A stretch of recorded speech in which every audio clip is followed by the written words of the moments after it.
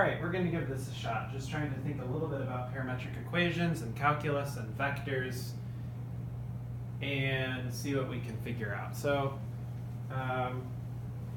let's start with a little example. So say you're paddling in a river, and let's say you've got a river that looks like this, and you're paddling straight across it, let's say at a rate of 3 feet per second. I don't know if that's reasonable, but we'll go with it for the sake of the argument. And let's say that the river flows this direction at 4 feet per second.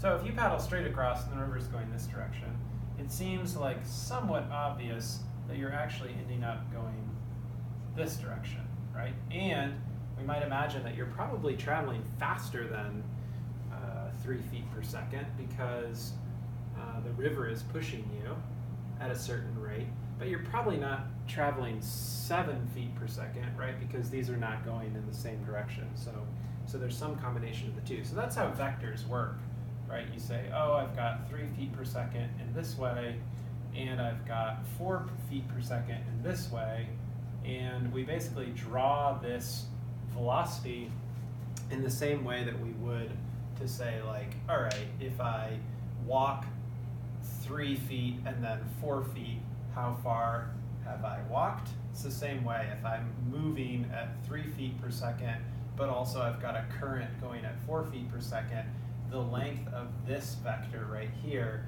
tells me in which direction I'm moving, right? Which I can find by finding that angle.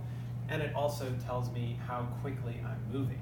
So this right here, it's not hard to see, would end up being the square root of 9 plus 16, which is root 25, which is 5.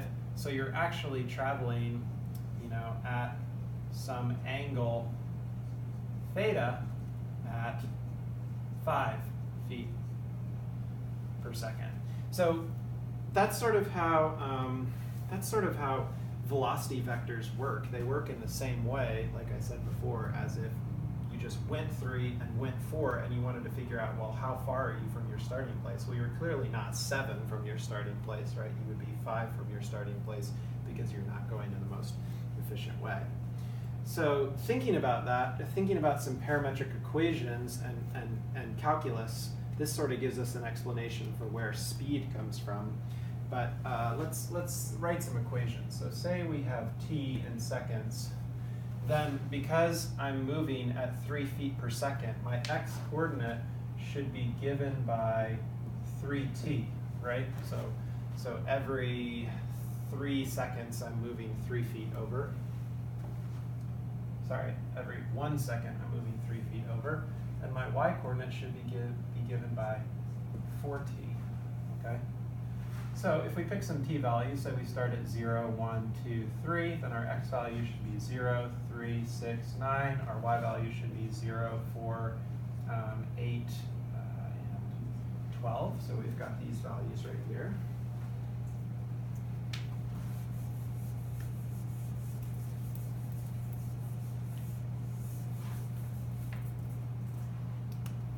And so graphing that, what we would end up with, if we just graph the x and y pairs, we graph 0, 0, then 3, 4, then 6, 8, right, etc. And so clearly that's the path that we follow, which makes sense because we're paddling this direction and getting a current this direction. And we're going this direction where this is t equals 0, so no time has passed. At this point, t equals 1, so 1 second has passed. T equals 2, and it's going to keep going off in this direction as time continues to pass. So it's not hard to think then that, oh, if x equals 3t is giving me my position after t seconds, then the rate of change of x with respect to time, which is just going to be 3, is giving me my horizontal velocity, which is 3 feet per second. And if y equals 4t, then dy y dt, or the rate of change of y with respect to time, is just given by 4 feet per second. So we know if we have parametric equations here, x and y, then taking their derivative with respect to time should give us horizontal velocity and vertical velocity. And that makes sense, right? Because after 1 second, I've gone 3 feet this way, so pretty clearly my horizontal velocity is 3 feet per second. And I've gone, even though my picture's a little bit off, 4 feet this way. So that's where I'm getting my vertical velocity of 4 feet per second. But if I wanted my speed, that would actually be how far I've actually traveled over that time. And this length right here is 5 feet. So my speed is actually 5 feet per second, which is given by the square root of dx dt squared plus dy dt squared. So it works just like distance, but this time with a velocity, and it works the same with acceleration forces in this way. This becomes the square root of 16 plus 9 again, which is square root 25, which is 5. So that speed is the magnitude of this velocity vector. In other words, it's the length of that vector between where I started and where I ended, and that's 5 feet per second, so that gives us our speed. And that makes sense. Every second I'm traveling 5 feet, another 5 feet, another 5 feet. Of course, this is a very simplistic example, right? Because my rates of change are constant. So I've got a constant horizontal, constant vertical, so therefore I'm going to have a constant speed. But I chose it in that way because it's fairly easy to understand.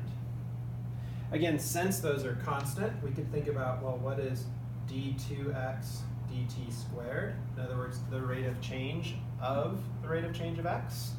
And that is going to be 0 feet per second squared.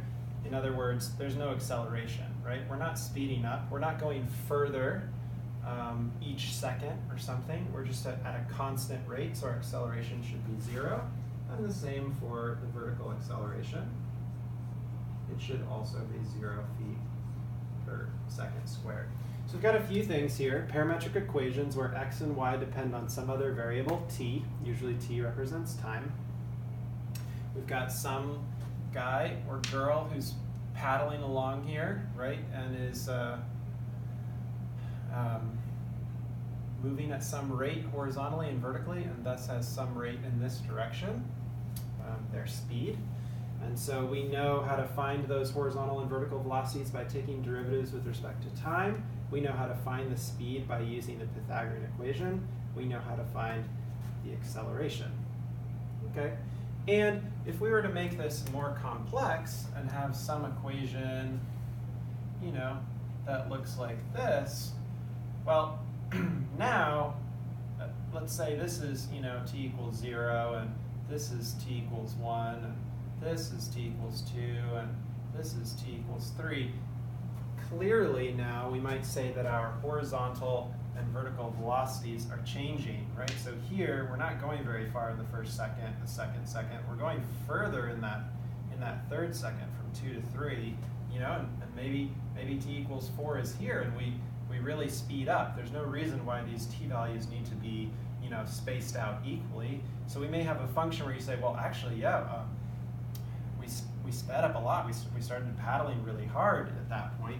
Here maybe we're just kind of riding with the current, and then, oh, we start paddling. So we can see that dx dt and dy dt might be changing. And so if they're changing, it's not as simple as just saying 3 feet, 4 feet. You have to look at tiny little times and say, well, there was a little bit velocity this way and a lot of velocity this way, and so the speed was something in between. And here maybe there was, you know, quite a bit of velocity this way and only a little bit of velocity this way, so the speed was, you know, in that direction, and, you know, was contributed to more by the horizontal velocity than the vertical velocity. So this has to scale down into a very tiny, tiny thing in order to work. So thinking about it in that way, we can add on one other thing, which is what would the integral from t equals a to t equals b of the speed dx dt squared plus dy dt squared dt, what would this give us? Well, again, remember, integrals, they add up products. This right here is the speed. This right here is a little itty bit of time. So what happens when you multiply speed times time? You get distance traveled, right? And basically what's happening is you're taking a little speed here and multiplying it by a little time, another little speed and multiplying it by time, another little speed and multiplying by time, and you're adding up all these little bits of the curve to get the total distance traveled, because now this is what the path that we're following, right? That's the interesting thing about parametric equations, is now we can actually see the path that we're following. So this gives distance traveled. It also gives length of the curve, because in this case, with the parametric, they are one and the same. So finally, what we want to think about is, well, how do we find the slope of the curve? In other words, how do we find the slope of the tangent line there? And for this example, we can see that, well, wait a second. If we wanted to eliminate the parameter here, in other words, get rid of t and just have this an equation that relates y and x, we could say, all right, if x equals 3t, then clearly x over 3 equals t, right? But y equals 4t, so if we plug this in for t, we should get y equals 4/3 x. That makes perfect sense, right? Because this is the equation of 4/3 x. Our slope, even though it doesn't really look like it's scaled correctly, is up 4/3. So it makes sense that, that this would be the equation without the parameter, 4/3 x. And so for this simple example, what is dy dx? What is the rate of change of y with respect to x? Well, it's just simply the slope of the line, which is 4/3. And why we can look at this simple example is we can see that 4/3 is just simply the rate of change of y with respect to time divided by the rate of change of x with respect to time. And so that basically gives us the formula that dy dx is equal to dy dt divided by dx dt. And if I multiply both sides by dx dt, I actually get dy dt is equal to dy dx times dx dt, right? But that's actually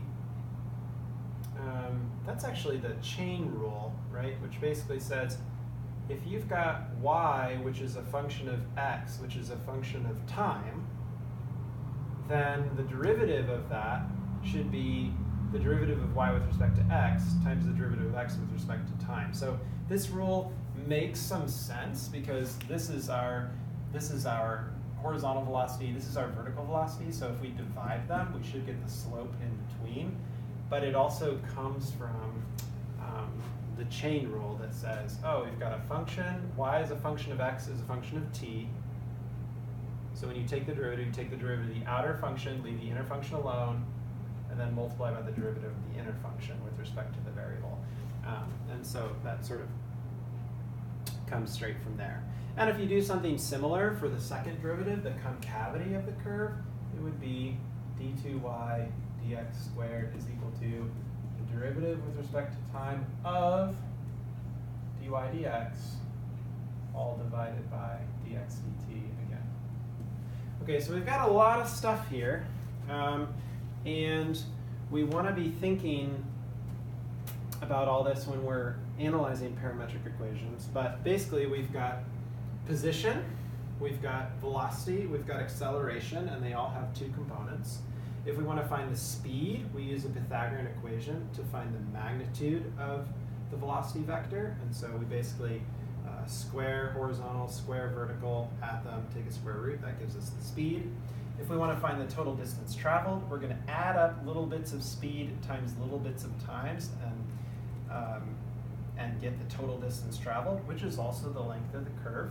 If we want to find the slope of the curve, which should give us direction, by the way, it should tell us which direction we're heading, then we're going to just take our vertical velocity and divide by our horizontal velocity. Once we have dy dx, if we take the derivative of that with respect to time again and then divide by dx dt, we can get the concavity of the curve, which is going to tell us more, in terms of where we're headed. So, lots of stuff. I'm going to summarize this maybe in another very shorter video, and then we'll look at some examples.